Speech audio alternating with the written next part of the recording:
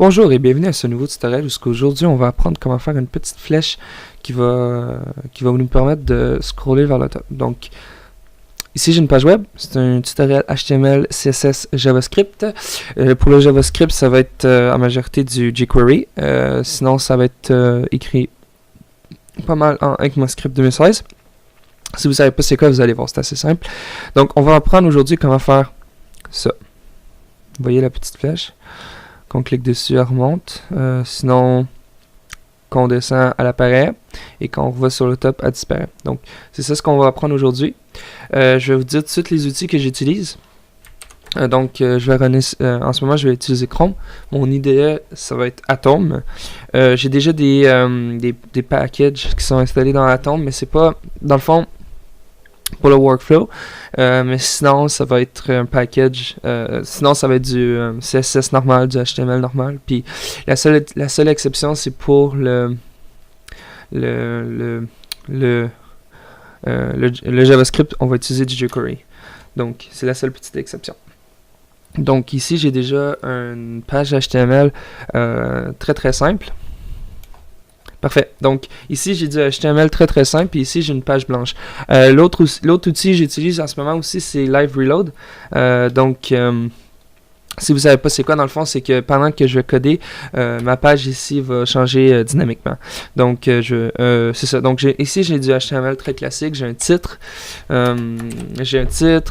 en français. J'ai une méta. J'ai un lien vers mon main CSS. Et j'ai aussi un lien vers le jQuery et un lien vers mon main CSS. Une autre chose aussi, vous allez avoir besoin, c'est une icône. Donc, on va tout de suite aller la chercher. On va aller chercher une icône de flèche. Donc, on va aller sur Google, on va aller dans les Material Icons, on va tout de suite aller chercher pour Arrow, et ça va être cette icône-là. Donc, vous prenez l'icône, vous la mettez en blanc, et vous la téléchargez en tant que SVG. OK. Cette icône-là, vous allez la mettre à la racine de votre projet. C'est la petite icône ici, là. Cette flèche-là. Donc, on y va. Donc, première chose qu'on va faire, c'est dans notre CSS, on va aller dire... dans notre CSS, on va aller mettre les paramètres par défaut. Donc, HTML body, on va toujours mettre un padding, margin par 0. Bon, ça, on s'en fout un peu parce qu'on n'écrit pas en ce moment, mais sinon, c'est toujours ça que je fais. Je vais aller mettre un box sizing pour... Fait que ça, c'est vraiment par défaut. Vous n'êtes pas obligé de mettre ça, mais c'est... Bon, moi, je mets tout le temps ça. Sinon, je travaille aussi avec un wrapper. On n'est pas obligé, on pourrait tout de suite aller directement dire un body que c'est le body qui a une grandeur de 3000 pixels. Pourquoi 3000 pixels? C'est parce qu'on veut tester le scrolling, en fait. Bon, ok, let's go, on y va. Ici, on va aller mettre on va commencer tout de suite par mettre une div. Puis à l'intérieur, on va aller mettre une image. Ok. La div, on va y mettre une classe de flèche. Puis l'image, ça va être l'icône que vous avez téléchargée avec un matériel. On va tout de suite aller vers le haut. Sinon, on va aussi mettre un title. Aller vers le haut. Parfait. Donc là, on devrait rien voir parce que l'image est blanche. Parfait. C'est bon. Donc, on va aller tout de suite travailler sur la flèche. Donc, la chose qu'on va aller faire, c'est qu'on va aller tout de suite donner une grandeur puis une largeur. Donc, on va tranquillement aller y donner une hauteur de 50 pixels, une hauteur de 55 pixels, on va la faire un petit peu plus grande, et une longueur de 50 pixels. Let's go. On va tout de suite aller aussi y mettre un background color, le noir, et ouais. Donc, en ce moment, notre flèche, ben, pas très belle, hein, et drette là. On va la mettre en position fixe. Parce qu'on veut qu'elle reste. Oups, on veut qu'elle reste sur notre écran pendant, vous voyez, pendant qu'on scroll. Et on va aller la mettre en bas. Donc, bottom 0, right de 25 pixels. Donc, elle vient ici. Et on va tout de suite aller appliquer une transformation pour pouvoir aller la cacher un petit peu.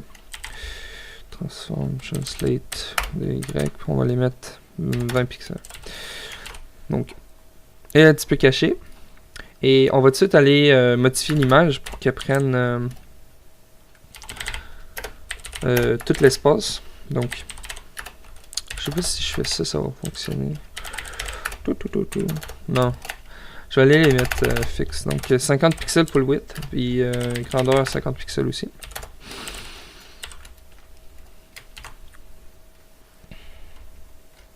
Parfait. On va aller mettre les coins ronds aussi.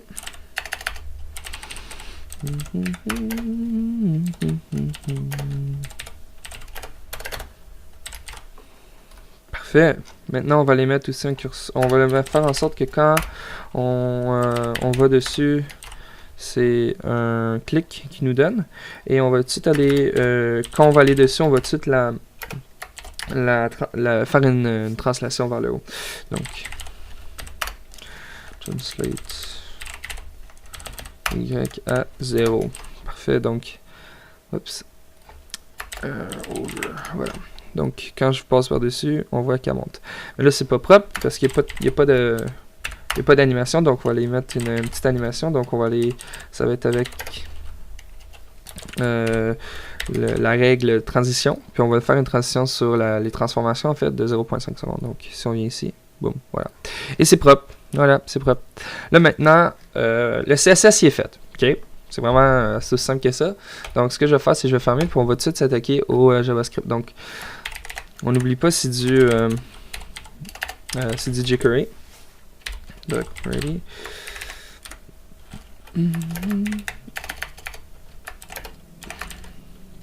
Voilà. Donc, c'est du jQuery. Donc, on va aller, on va attendre que le document soit chargé. Et on va tout de suite aller greffer, quand on clique sur notre flèche, on va tout de suite aller greffer l'événement de scroller vers le top. Puis on va pouvoir voir ces éléments-là parce que quand on va scroller vers le top, notre barre ici, elle va monter tranquillement vers le haut. Donc on va aller tout de suite aller greffer l'élément. Donc greffer l'animation en fait. Animation à la flèche. Et on y va. Donc, on va aller sélectionner la flèche. Puis on va dire, bon, quand tu es cliqué, on clique, fais telle action. Première des choses, on va aller faire on va dire, non. Tu fais exactement ce que je veux que tu fasses, tu fais rien d'autre, ok? Fait que, parfait. Et on va tout de suite aller greffer l'élément. Donc, il y a plusieurs façons de faire ça. On peut soit directement le mettre dans le clic, ou sinon on peut faire une fonction séparée. Mais moi, je vais le mettre directement dans le clic pour la simple et bonne raison que je me casse pas dans la tête en ce moment. Donc, on va aller dire à l'élément HTML, on va lui demander de s'animer, ok? Parce qu'on va aller animer une propriété qui est scroll top de l'élément HTML. On va aller l'animer pour qu'il se rende à 0. Ok, c'est aussi simple que ça. À une durée de 1 seconde. Et voilà. Puis quand tu finis, on peut dire que tu fais un callback. Et ce callback là, c'est juste donner une alerte. Dire animation terminée. Bon, excusez-moi mes accents. Parfait. Donc, c'est ça. Ça devrait déjà fonctionner. De retour ici, je me suis trompé. C'est pas l'élément HTML qu'on va modifier. Ça va être qu'on va aller appliquer un événement. Ça va être l'élément body. Donc, j'ai changé HTML pour body. On peut mettre aussi les deux, pas de problème. Si on n'est pas certain. Donc, en ce moment, j'ai enlevé la fonction callback. Donc, on va aller mettre un petit callback. Puis ce callback là, ça va être alerte animation terminée. Voilà. Donc, c'est fait. Donc, on va le tester pour elle. Donc, je descends tout en bas. Vous voyez ici ma barre tout en bas. Je viens dessus. Belle petite animation quand je clique. On va tout en haut. Et quand ça termine, ça dit animation terminée. Parfait. Maintenant, je vais enlever le HTML ici. Maintenant, il faut faire en sorte que quand on est tout en haut, notre flèche elle disparaît. Et quand on est tout en bas, elle apparaît. Ok, donc visibilité de la flèche. Puis comment qu'on va faire ça? Bon, c'est pas super compliqué. La première chose qu'on va faire, c'est que on va aller demander, on va aller mettre un action. On va aller mettre une espèce de watcher sur l'événement de scroll de notre fenêtre. Ok.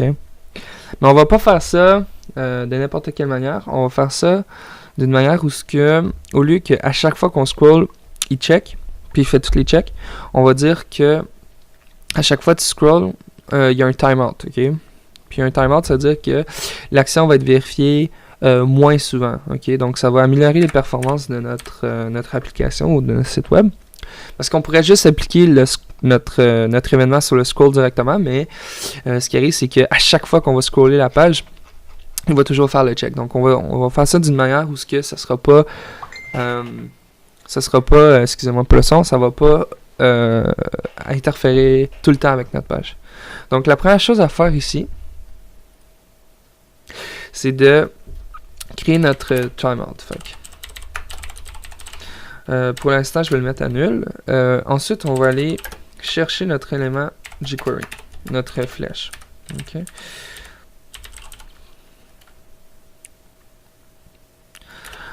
Puis, ouais. Excusez-moi, flèche, oups. $flèche, parce que c'est un élément jQuery. On va les faire égal à ça. Puis, quand notre site commence, on va tout de suite aller la cacher. Donc, on va faire flèche. .hide. Parfait. Si je sauvegarde, et voilà, elle est cachée. Par la suite, ce qu'on va faire, c'est qu'on va tout de suite aller greffer l'événement. Donc, on va dire sur notre fenêtre, quand tu scrolls, fais telle action. Oups. Donc, on va aller vérifier tout de suite si on a un timeout.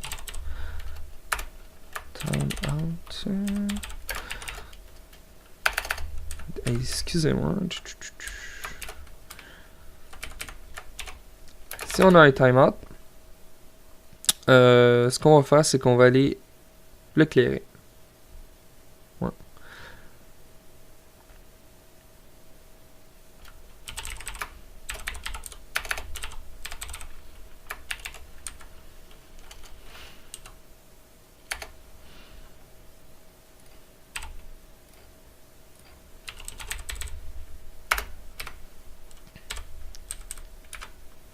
En fait, j'ai même pas besoin de... Je peux juste garder ça comme ça. Parfait. On va aller le clairer. À chaque fois qu'on scroll, notre timeout, il va clairer. Ok.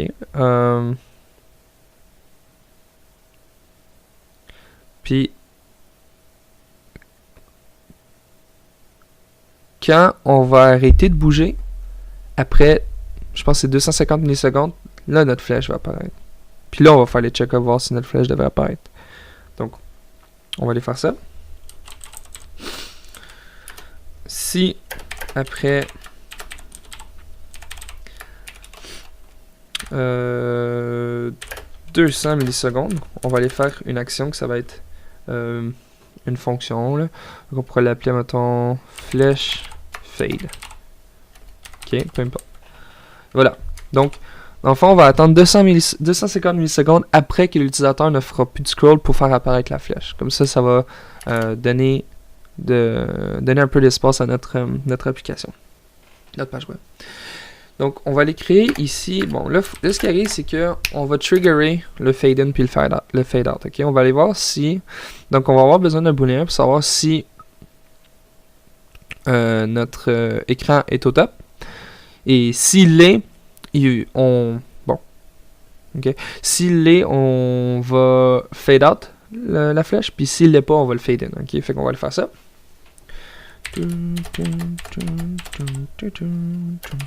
Par défaut, il est pas quand on commence, quand notre page web load, par défaut notre flèche est en haut, notre vue est en haut, donc on n'est pas au top, ok? Et let's go, on crée notre fonction, fait que c'est flèche fade est égal à une fonction anonyme. Et à l'intérieur, ce qu'on va faire, c'est qu'on va tout de suite chercher on va tout de suite aller voir si notre vue est pas au top, est au top ou pas, ok? Donc, ce qu'on va faire ici, c'est qu'on va aller voir la propriété du scroll top encore de notre window. Puis on va aller voir si est plus grande que 100. Ça veut dire que quand on bouge, il va y avoir un timeout qui va commencer.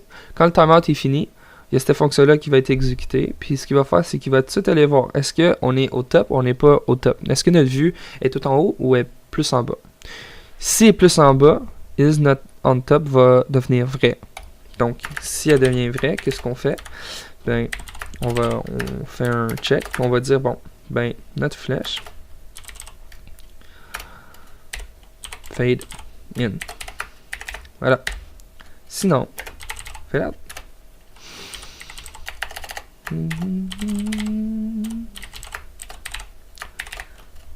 Boum, fini.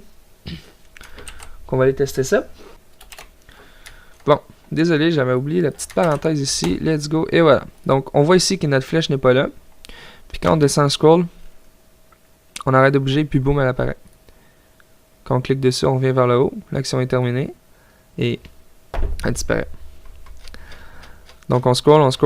Quand on arrête de bouger, après 250 millisecondes, elle apparaît. Quand on clique dessus, on scroll vers le haut. Et l'action est terminée, puis elle disparaît. Donc, j'ai enlevé l'espèce de fonction ici étonnante, là. On va juste mettre ça comme ça. Et voilà. Donc, c'est ça. C'est fait. Donc, on descend. Notre flèche apparaît. On passe dessus. On clique. Et notre flèche disparaît. Donc, merci pour ce tutoriel. C'est tout pour aujourd'hui. J'espère que vous avez aimé ça. Sinon, je peux vous donner d'autres petits trucs comme ça. Sinon, des fois, j'écris vraiment vite, donc je me rends vraiment pas compte des fois comme quand je passe des erreurs et tout. Mais je voulais dire que... Yeah! Merci, à la prochaine.